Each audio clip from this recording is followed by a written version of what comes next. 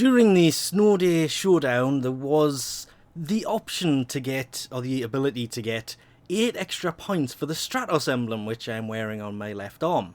And I was reading in the forums those points have been removed once again because there was too many, considering each tactical alert gives 1 point.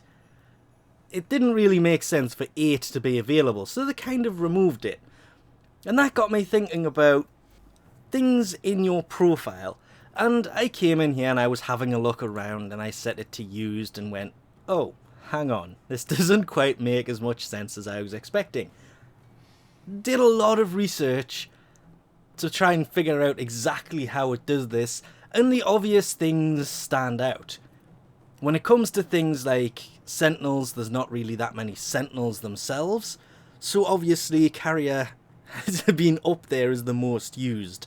Helios is starting to creep up, but I keep thinking I should swap to either Diriga, whatever it is, or Shade, because Shade's pretty useful. It would obviously be Prisma Shade.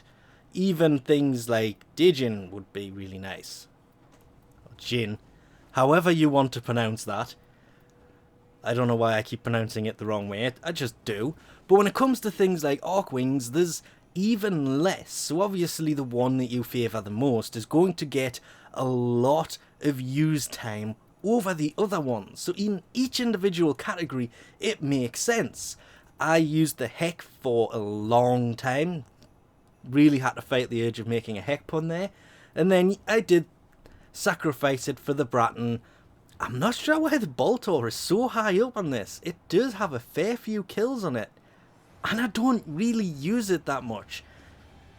It does have its place, I do use it, but not that often. But when it comes to total kills, the Ogress at 47,000 is way more than I've done with either of the shotguns.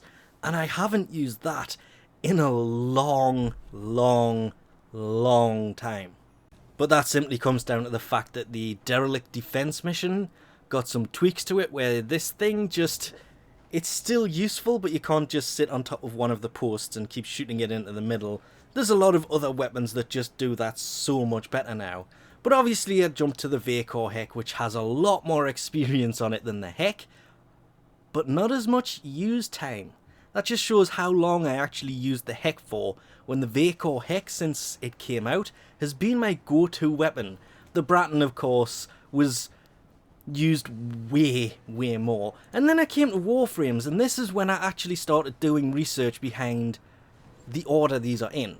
Reason I say this is I did look into the used option, and it sets it to the amount of time the weapon has been equipped, not by the stats. So the fact that Ember Prime has got way more stats, way more kills and assists, even experience than Nova Prime, doesn't mean it's my most used, because it goes by time. Which means that when you get to the bottom of the list, some of the least amount of time equipped frames are down here.